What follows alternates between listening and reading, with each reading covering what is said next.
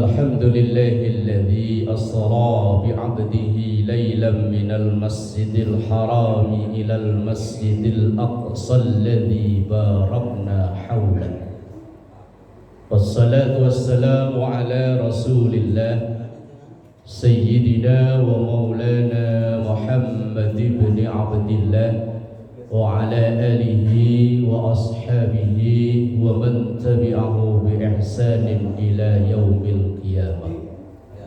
سبحانك لا علم لنا إلا ما علمتنا إنك أنت العليم الحكيم.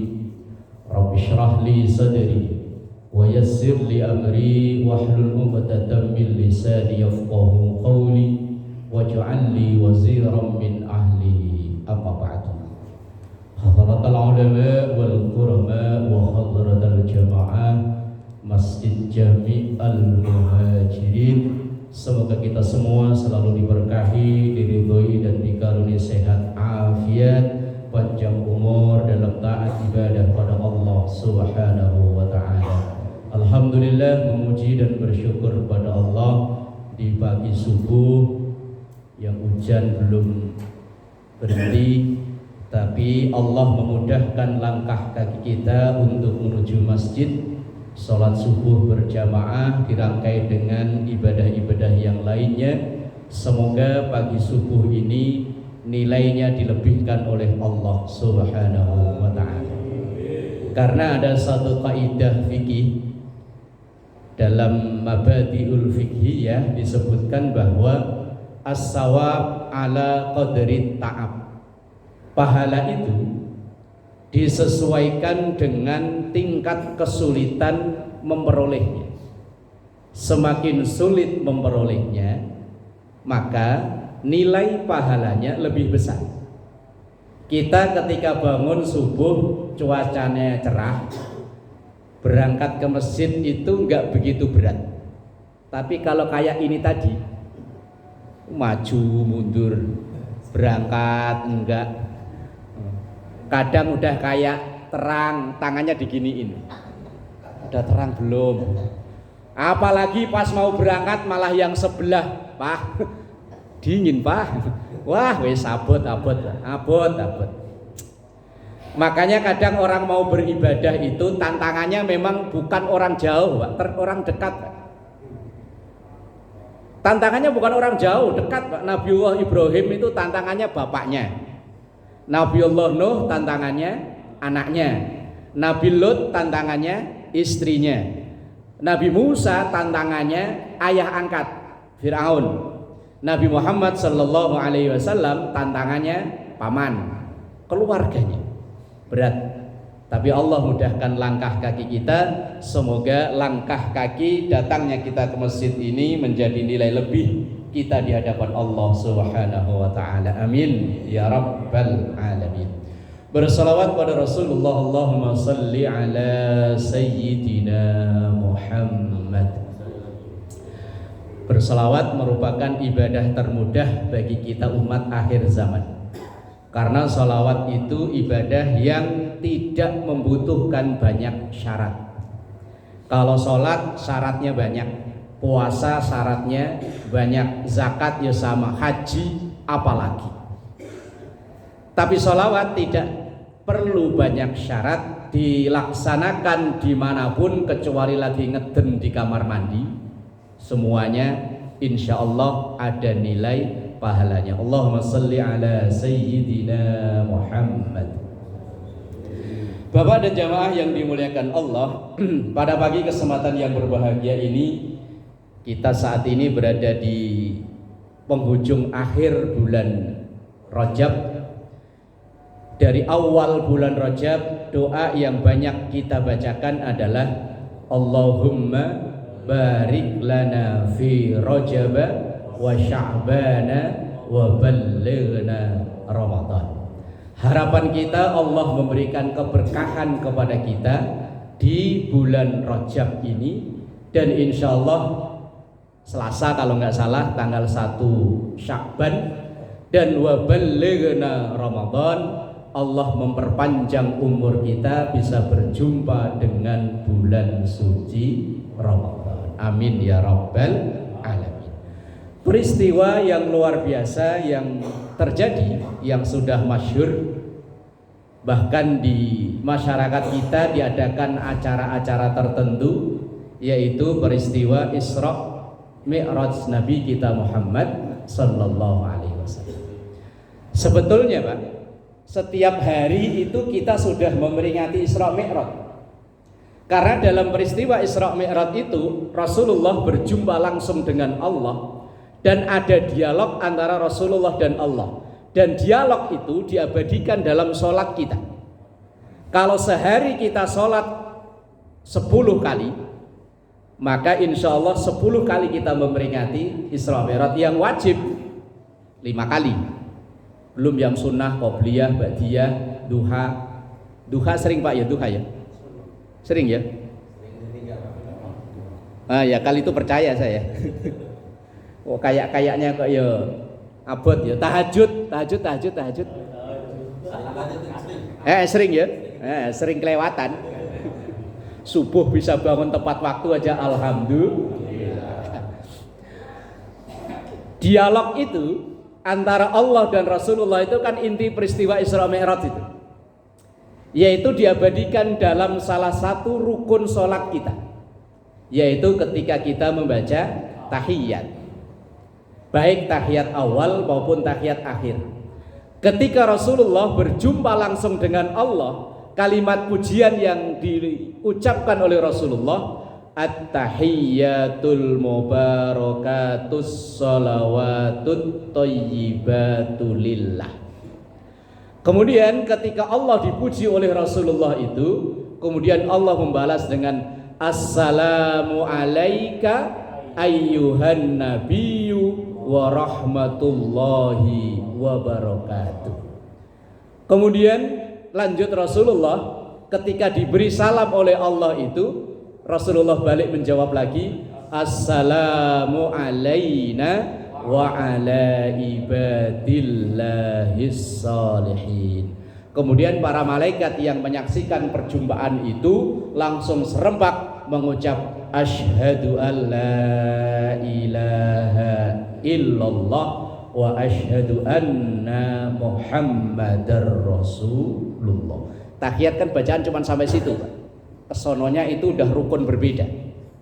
Udah rukun membaca salawat kepada Rasulullah ketika tahiyat awal dan menambah kepada keluarga Rasulullah ketika tahiyat akhir. Lah dalam tahiyat itu sendiri adalah dialog antara Rasulullah dan Allah. Yang pertama, Rasulullah langsung memuji kepada Allah dengan kalimat at-tahiyyatul mubarakatus sholawatut thayyibatu lillah. Dan memang memuji yang mutlak tidak akan berubah seharusnya sampai akhir zaman adalah memuji Allah dan Rasulnya. Kalau kita memuji sesama kita, itu potensinya berubah sangat besar. Pagi bisa dipuji-puji, siang bisa dimaki-maki. Atau sebaliknya, pagi dimaki-maki, siang bisa dipuji-puji. Makanya dalam hal memuji dan memaki, mencintai dan membenci, menyukai dan tidak menyukai, itu kata Rasulullah, ada satu hadis dalam kitab Mukhtarul Ahadits An-Nabawiyah yang ditulis oleh Syekh Ahmad Al-Hashimi. Rasulullah ngajarinya begini, ahbib habibaka haunamma asa ayyakuna baghidhoka yaumamma. Nasihat Rasulullah, ahbib, cintailah, pujilah, senangilah, habibaka, siapa atau apa yang pengen kita puji, yang pengen kita senangi, apa yang pengen kita cintai. Tapi kata Rasulullah, haunamma, sederhana saja, jangan berlebihan. Ini kadang orang kalau lagi demen itu berlebihan, apalagi demen terhadap seseorang yang kita nggak kenal secara pribadi, sama calon presiden, calon Apalagi yang kemarin ditangkap KPK orang Bekasi, bupati. Itu kadang kalau lagi demen, wah mujinya luar biasa. Begitu besok ternyata dikandangi KPK, ya ternyata. Padahal kemarin dipuji-puji karena kemarin dapat saweran. Orang ini pada dapat Pak, orang sini. Orang sono nggak ada yang dapat Pak. Orang sono masalahnya KTP-nya rata-rata DKI masalahnya. Dipuji-puji Pak, wah hebat, bupati hebat. Barusan peresmian turnamen poli, selang 2 minggu dikandangin KPK. Dipuji-puji luar biasa, tapi ya, atau sebaliknya kadang dimaki-maki hari ini. Lah besok ganti dipuji-puji. Makanya kalau kita demen sama orang, nggak suka sama orang, jangan dicerita-ceritain ke orang Pak. Cukup dipendem aja.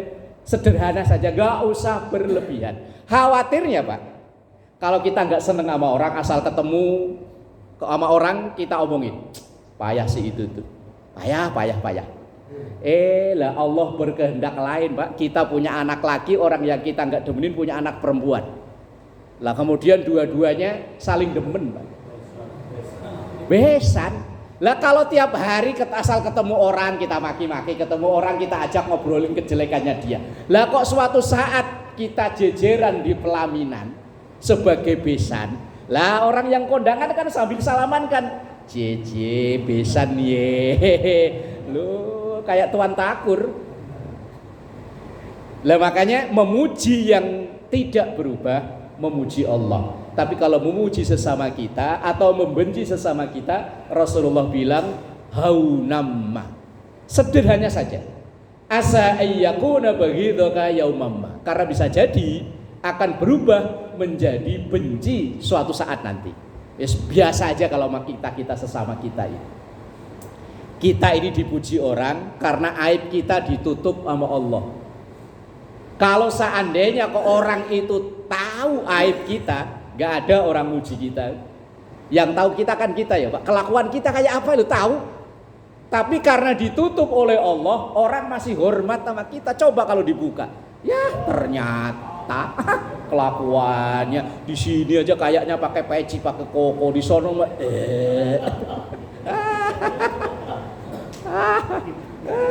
orang masih hormat sama kita. Ya karena Allah masih nutup aib kita Pak. Istri anak di rumah masih hormat sama kita karena aib kita di luaran itu ditutup. Coba dibuka sekali aja, bini udah nggak respect lagi Pak. Langsung begitu ketemu sama kita langsung mukanya dibuang.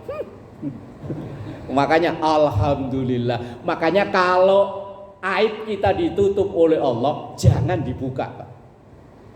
Rasulullah itu sudah bilang ini, kullu ummati mu'afan illal mujahirin. Bukan muhajirin loh Pak, mujahirin. Kebalik dikit. Kalau nama masjid ini kan muhajirin, kalau ini mujahirin. Kullu ummati, setiap kesalahan umatku, mu'afan itu potensinya dimaafkan Pak. Illal mujahirin, kecuali orang yang bangga dan bercerita kesono kemari tentang kesalahannya. Dia punya aib. Orang RW 10 ini udah nggak ada yang tahu lah. Waktu dulu di sono itu kelakuannya ngapain itu udah ditutup. Lah kok malah cerita-cerita. Umpama ngeliat abg-abg itu pada langsung lu baru minum 2 apa yang gelas kecil-kecil namanya? Kok pengalaman nih? Lo baru minum segitu aja. Saya dulu sampai nungging nyemplung got. Lah kok cerita-cerita ke orang? Itu walaupun dia udah berhenti, itu dosanya itu potensi dimaafkan bisa ditarik lagi. Makanya kalau kita punya aib, punya masa lalu yang nggak baik, wis tutup sedalam-dalamnya. Jangan dicerita-ceritain. Illal mujahirin. Mujahirin itu artinya orang-orang yang suka bercerita tentang keburukan di masa lalu dan ia berceritanya itu kayak menunjukkan kebanggaan. Apalagi bercerita ke anak, tambah bahaya Pak. Bahaya. Umpama loh Pak, umpama kita dulu sekolah itu boh lah saling lompat pagar, buku cuma 1 dimasukin ke sini kan. Zaman dulu anak SMA kan gitu ya Pak Yoko ya. Buku cuma satu itu buat nulis semua pelajaran, taruh di sini. Lah saya juga ngalami masalahnya nih. Lah kok cerita ke anak, nanti kok anak bandel lagi, kita omelin. Bapak aja gitu. Masa saya nggak boleh niru bapak? Makanya kesalahan wes tutup. Kok sampai ke situ apa tadi? Tahiyat. Lah ketika Allah dipuji, kemudian Allah dengan membalas assalamu alaika, salam sejahtera untukmu wahai Nabi Muhammad. Lah ketika Rasulullah mendapatkan salam dan pujian dari Allah itu, Rasulullah menerima dan dibagi untuk kita. Assalamu alaina. Nah itu artinya untuk kita semua. Rasulullah enggak egois assalamu alayya, enggak. Ini contoh pemimpin. Pemimpin ketika mendapatkan sesuatu yang kira-kira itu bisa dibagi, enggak ditelan sendirian. Assalamu alaina, dan kemudian ada spesifikasi khusus yang selanjutnya wa ala ibadillahis sholihin, dan khusus untuk hamba-hamba Allah yang saleh. Lah definisi soleh lu apa? Kita kan sering semoga anaknya menjadi anak yang soleh. Apakah yang dikasih nama soleh? Kadang dikasih nama soleh malah masang slot aja. Namanya soleh, masang slot mulu. Definisi soleh. Kalau dulu ada syair yang cukup terkenal ya. Syair apa itu? Kang aran soleh, tapi pakai bahasa Jawa Pak Sob ya. Kalau dalam kitab Kasyifatus saja, soleh itu artinya al-qaim fi huquqillah wal qaim fi huquqil ibad. Orang yang hubungan dengan Allah baik, hubungan dengan sesama manusia ya baik, itu yang dikategorikan wa ala ibadillahis sholihin. Lah itu langsung didoakan Rasulullah di depan Allah Subhanahu wa taala, orang-orang yang saleh. Kemudian setelah melihat dialog itu, para malaikat langsung mengucap asyhadu an la ilaha illallah wa asyhadu anna muhammadar rasulullah. Itu puncak dari Isra Mi'raj. Jadi Isra Mi'raj itu secara tidak langsung kita tiap hari sudah mengingatnya, yaitu dalam tahiyat itu. Jadi berulang-ulang. Makanya kalau seandainya Al-Muhajirin kapan Isra Mi'raj? Udah tiap hari. Yang bareng-bareng ada tadi subuh, ya kan? Yang masing-masing ada qobliyah, ba'diyah. Ntar kalau seandainya ada yang sholat syuruk, ntar siangan jam-jam 8 ada yang duha. Udah sering, pokoknya tiap hari peringatan Isra Mi'raj Nabi besar Muhammad sallallahu alaihi wasallam. Kemudian dalam kitab-kitab yang ditulis oleh para ulama, peristiwa ini kan terjadi setahun sebelum peristiwa hijrah, saat Rasulullah berusia 52 tahun. Dan itu diawali dengan meninggalnya dua orang yang sangat dicintai oleh Rasulullah dan sangat membantu perjuangan Rasulullah, yaitu pamannya Abu Thalib dan istrinya Khadijah radhiyallahu anha. Maka tahun itu disebut dengan Amul Huzni, tahun kesedihan. Dua orang yang membacking perjuangan Rasulullah, dua-duanya diambil oleh Allah. Lah kemudian untuk menghilangkan kesedihan itu, Rasulullah diajak jalan-jalan. Jadi yang perlu jalan-jalan iya. Kita kalau lagi ada masalah mumet perlu jalan-jalan, Pak. Kalau ditanya jalan-jalan mulu, niru. Dulu pernah dilakukan oleh Rasulullah Shallallahu Alaihi Wasallam. Dan sebelum perjalanan, ini saya kutipkan dalam kitab tafsir Jalalain, Rasulullah langsung disuguhkan dua minuman. Ini malah tiga lebih nih Pak. Dua. Cuman yang disuguhkan ke Rasulullah yang satu susu, yang satu khamr. Kalau ini sama-sama dua-duanya air bening. Bukan susu ini Pak, air bening. Bukan. bukan, ini air bening. Rasulullah ketika disuguhin tanpa pikir panjang langsung yang diambil susu, anggap aja susu Pak, anggap aja. Lah terus langsung diminum. Bismillahirrahmanirrahim. Contoh nih Pak, aslinya saya nggak pengen minum, cuma nyontohin doang.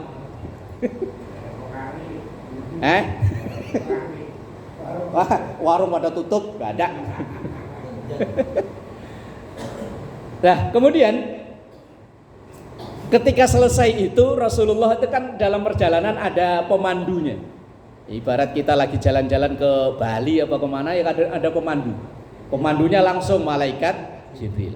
Ketika itu Rasulullah langsung bertanya, ya Jibril, kenapa saya langsung disuguhin dua macam minuman? Yang satu jelas halalnya, satu jelas haramnya. Malaikat Jibril menjawab, ya Rasulullah, umatmu itu nanti dalam menjalani kehidupan akan selalu dihadapkan dengan dua pilihan. Pilihan yang satu jelas ke arah surga, pilihan yang satu jelas ke arah neraka. Itu pasti. Kayak kita tadi aja bangun jam berapa tadi bangun Pak? Jam 4. Ada yang pas adzan ya ada ya. Ada yang pas sudah adzan baru bangun ya ada. Ketika bangun jam 4 kita akan dihadapkan dengan pilihan Pak. Apakah melanjutkan tidur atau langsung ke kamar mandi pipis habis itu tidur lagi atau langsung ngambil air wudhu pakai sarung, pakai baju koko, pakai peci berangkat ke sini. Akan selalu dihadapkan dengan pilihan kita. Tiap hari terus dalam setiap masalah kita akan selalu dihadapkan dengan pilihan. Karena itu sudah digambarkan Rasulullah, dihadapkan satu pilihan ke surga, satu pilihan ke neraka. Cuma kadang kita bingung, saya milih yang mana ya? Yang ini apa yang ini? Yang ini kayaknya baik tapi kok nggak ada duitnya. Yang ini kok udah kelihatan begitu kelakuannya tapi duitnya gede. Ini milih yang mana ya? Bentar lagi kan pilihan lurah Pak ya? Tahun lagi ya? Wah, kan selalu dihadapkan dengan itu. Itu Pak, momen 5 tahunan atau 6 tahunan yang setiap hari kita jalani itu pasti Pak. Pasti akan dihadapkan dengan pilihan. Umpama kita punya anak, biasanya sekolah itu jam 1, jam 2 udah nyampe rumah. Lah ini tiba-tiba jam 8 malam baru nyampe rumah. Kita akan dihadapkan pilihan, apakah marahin dia atau enggak. Lah kok di rumah bentar-bentar paket bini, bentar-bentar paket mulu, paket. Kita akan dihadapkan pilihan, apakah nasihatin bini apa diantepin. Ntar kalau diomongin dikirainnya marah, kalau diantepin kok yo kantong boncos. Gajian 7,9 kok tanggal 7 gajian, tanggal 9 udah koma. Wah, wis. Itu akan ada pilihan.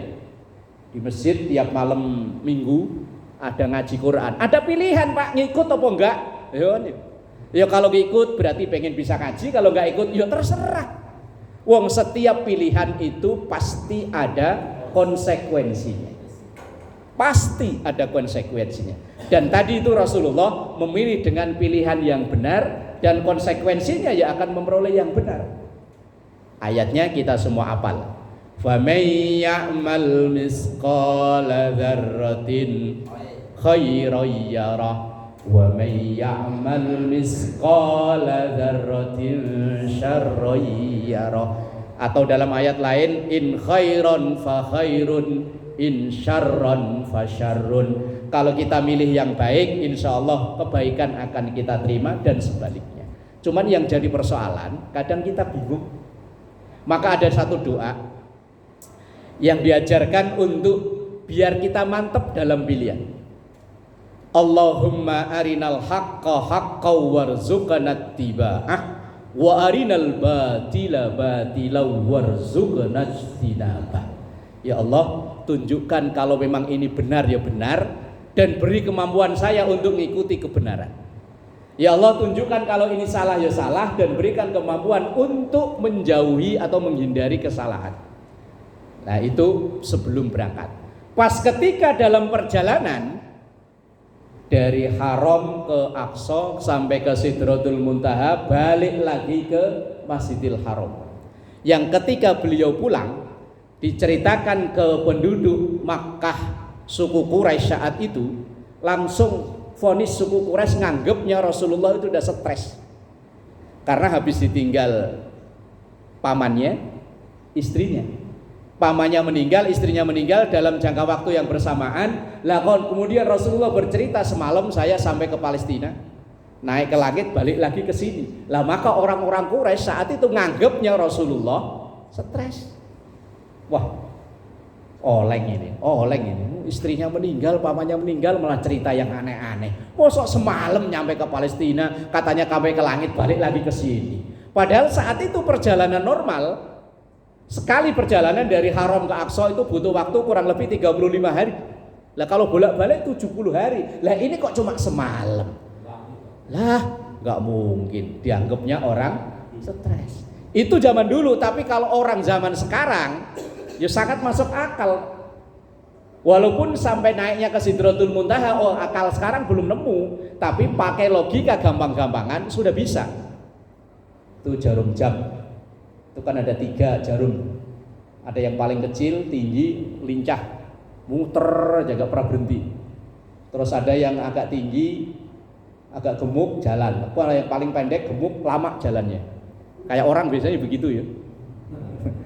Itu sekarang umpama di angka 6, yang jarum menunjukkan angka jam, jarum yang jam itu dari 6 ke 6. Itu kalau dia berjalan secara normal itu butuh waktu berapa jam? 12 jam ya. Itu dari 6 sampai 6 lagi itu butuh waktu 12 jam. Itu kalau dia jalan sendiri. Itu jamu yang punya kita, yang beli kita puter pakai jari. Sret, butuh waktu berapa lama? Sedetik cukup ya? Sedetik cukup ya? Cukup. Itu kita yang muter. Rasulullah itu kalau jalan sendiri dari Mekah ke Masjidil Aqsa, balik ke Mekah lagi 70 hari baru nyampe. Ini karena yang menjalankan Allah. Maka ayatnya asra bi abdihi. Asra itu Allah yang menjalankan. Jadi Rasulullah tinggal duduk manis. Kayak jarum tadi, kita yang muter. Kalau Allah yang menjalankan, asra bi abdihi, Allah yang menjalankan hambanya, yang punya bumi Allah, yang punya sistem tata surya di jagat raya ini Allah. Mau Allah mindahin secepat kilat, ya bisa. Kayak jam itu kita puter, sekali puter, nggak butuh waktu sampai 5 menit, sedetik juga bisa. Seret, kita yang punya. Itu logika gampang-gampangan perjalanan walaupun jauh, tapi kalau Allah yang menghendaki dalam waktu sekejap bisa. Orang sekarang untuk melogikakan peristiwa Isra tentunya, kalau yang Mi'raj karena hitung-hitungannya udah lain, tentu sangat mudah bagi kita orang sekarang. Kemudian dalam perjalanan itu juga, sepanjang perjalanan itu Rasulullah diperlihatkan dengan pemandangan yang aneh menurut Rasulullah. Tapi ada pemandunya, beliau selalu bertanya. Di antaranya, ketika dalam perjalanan itu Rasulullah dipertemukan dengan Nelly, nenek-nenek lincah, nenek-nenek tapi dandannya kayak ABG, umur mungkin udah 71 tapi dandannya kayak umur 17. Ya mungkin pakai kaos street gitu Pak ya, celana legging, rambutnya diwarnain kayak kemoceng, ada coklat, ada biru, ada kuning, wes macam-macam lah. Ketika ngeliat itu Rasulullah kan agak kaget, bertanya ke malaikat Jibril, ya Jibril ini gambaran apa, model kok kayak begini? Kalau ada nenek-nenek pakai gamis, pakai kerudungan, ya pantas lah. Ini kok kayak ABG umur 17. Dilihat dari belakang kayak umur 17, begitu ke depan ya Allah 71. Apa ini? Kemudian malaikat Jibril menjawab, ya Rasul, ini gambaran bahwa dunia itu seperti nenek-nenek itu, udah tua. Tetapi semakin tua dandan semakin cakep. Makanya kalau dilihat dari belakang banyak orang tertarik. Bumi yang kita tempati ini di masa Rasulullah 1500 tahun yang lalu udah dianggap sangat tua. Apalagi sekarang. Tapi makin tua makin cakep. Ini di sini nih 25 tahun yang lalu sawah ya. Iya. Orang-orang Jakarta dulu satu saya tinggal di Cilincing itu ada orang yang udah sepuh namanya Pak Haji Abdullah. Dia cerita, Ustadz di sini ini dulu tanah tinggal matok aja nggak ada yang mau karena bilangnya tempat jin buang anak. Tapi sekarang semeter bisa 15 juta. Buat rebahan aja kurang ya 15 juta. Makin tua bumi ini makin cakep. Banyak orang makin tergiur. Makanya banyak orang yang gajinya udah gede tapi masih tergiur. Yang dikandangin KPK itu nggak ada orang yang gajinya di bawah 10 juta ya. Rata-rata gajinya bisa ratusan. Tapi kenapa kok masih dikandangin KPK? Tertarik sama nenek-nenek tadi itu. Dunia yang digambarkan kayak nenek. Orang kayak kita ini kadang dibela-belain kerja sampai ngitungin huruf P 15. Pergi pagi, pulang petang, pala puyeng, pinggang pegel, pantat pedes. Udah berapa tadi P-nya? Udah banyak ya? Penghasilan pas-pasan, potongan pol-polan, yo pulsa, wes macem-macem. Lah itu nguber apa? Nguber nenek-nenek itu tadi loh. Kadang ya sampai dibelain sampai berantem, ada yang kakak sama adik bacok-bacokan gara-gara rebutan nenek-nenek. Yang digambarkan oleh atau yang dilihat oleh Rasulullah di perjalanan Isra dan Mi'raj itu. Dunia semakin tua tapi semakin cakep. Makanya kita nih kalau lagi ngurus nenek-nenek itu berjam-jam betah. Tapi kalau lagi ngurus ke arah akhirat abot, Pak. Makanya saya kalau khutbah Jumat itu nggak pernah lama, Pak. Karena saya perhatiin udah pada yang ada nyelonjor, ada yang begitu datang langsung baca doa, Bismikallahumma ahya wa bismika. Makanya kalau orang Jumatan yang datang duluan itu yang dicari kalau nggak dinding, tiang. Apalagi tempatnya ber-AC, jam istirahat kerja lagi, lah kok begitu naik khotibnya kok Alhamdulillah. Lah ya langsung Bismikallahumma ahya wa bismika amut. Udah jam 12:30 masih aja ngedongeng. Itu yang jamaahnya paling khotib nggak tahu diri. Ini belum makan, ntar jam 1 masuk lagi. Tapi kalau urusan dunia Pak berjam-jam kita betah. Tapi kalau urusan akhirat nggak betah. Makanya ngaji pas 5:30 udahan. Nggak usah lama-lama lo ngaji urusan akhirat. Urusan akhirat itu nggak betah Pak. Sholat, sebentar lagi terawih umpama di sini Pak Sofyan ngundang yang belum pernah diundang. Begitu baru takbir gayanya udah kayak kori. Allahu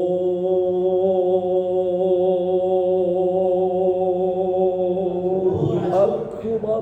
Ngimami terawih. Kira-kira kalau imam takbirnya kayak gitu yang di pikiran Bapak apa? Aduh, kalau udah terlanjur di depan ini malah melipir pulang ini mah. Urusan akhirat itu orang kita akhir zaman ini nggak usah lama-lama. Jangan sampai orang itu kapok ke masjid gara-gara ustadznya. Ustadznya nggak tahu diri. Lah kan ustadz nggak tahu diri namanya kan. Wah, kapok saya, Mas nggak terawih. Kapok, terawih sekali yo Allah 9:30 baru kelar. Nah, makanya kalau fatwanya Gus Bahak beliau bilang, pokoknya usahakan orang masuk ke dalam masjid itu untuk bahagia. Biar dia nggak nyari bahagia di tempat yang lampunya biar pet. Yang lampunya nggak terang begini lampunya, agak remeng-remeng itu. Nah, terus air minum harganya kalau di sini cuman, nah itu bisa 20 kali lipat. Pak Yoko yo. Oh iya, ceritakan iya. Pokoknya usahakan pokoknya di tempat ibadah itu orang itu bahagia. Makanya dipasangin AC, pasangin karpet, kalau perlu kasih TV biar nobar gitu. Biar bahagia, Pak. Jangan sampai orang itu yang dulunya pernah berada di dunia gelap, masuk ke masjid tambah gelap. Ya karena setiap masuk masjid disalahin mulu. Sholat itu salah, enggak sah. Puasa kayak gitu salah. Lah orang kalau digituin mulu Pak kabur. Lah makanya bahagiakan orang yang masuk ke masjid, bahagiakan orang yang mau baik berada di tempat ibadah, sehingga dia tidak perlu mencari kebahagiaan di tempat maksiat. Lah ini makanya saya kadang kalau ngaji ya sebisa mungkin saya selipin guyonan, biar lah kalau ngaji kok ini serius, apalagi yang dibahas neraka mulu. Udah di rumah hawanya kayak neraka, di kerjaan hawanya kayak neraka, begitu nyampe masjid diceritain neraka lagi. Ya Allah, bahagianya kapan? Khawatirnya orang kayak begini frustasi, akhirnya malah nyari surga di yang dekat kecamatan Cilincing itu. Alah, wow. Kan kalian-kalian ini yang cerita kan, ya Pak Jubek ya, yang kecamatan Cilincing sono mau sini. Ayo. Jangan sampai orang itu dulunya pengen nyari bahagia di sini, karena di sini nggak menemukan bahagia, akhirnya nyari ke tempat begitu. Kok ke sini Mas? Apa ke masjid saya ditakut-takutin neraka mulu. Mendingan ke sini, baru datang aja udah disambut dengan senyuman. Lah kalau ke masjid ketemu pengurusnya manyun, imamnya ngeselin. Maghrib ngimamin baca waqiah. Kapok Mas. Wes. Makanya saya itu sangat cenderung sama Gus Bah, itu beliau bilangnya begitu. Usahakan orang itu berada di tempat ibadah itu menemukan kebahagiaan, biar dia tidak nyari kebahagiaan di tempat maksiat. Walaupun dia misalnya datang ke masjid ngaji enggak, apa-apa ya enggak, pokoknya numpang ngadem, biarin Pak. Seandainya Pak, ada orang yang sama sekali gak pernah ke masjid, lah kok ke masjid itu pun gara-gara di rumah hawanya kayak neraka. Lah kok Allah seandainya mengakhiri hidupnya di masjid, orang-orang langsung, ya Allah, orang itu mah gak pernah ke masjid, lah kok matinya di masjid.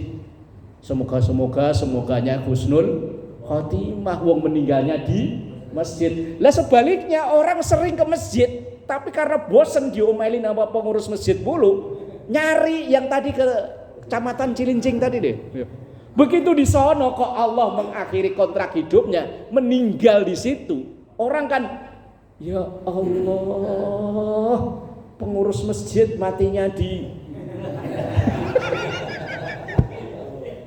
iya.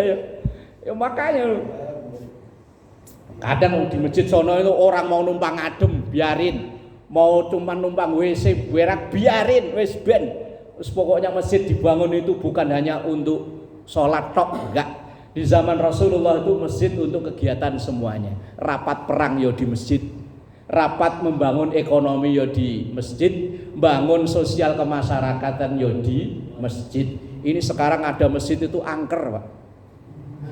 Masuk masjid ditakut-takutin, nggak boleh di masjid begitu, kualat. Ya karena bener kualat beneran Pak. Pindah ke kecamatan Cilincing.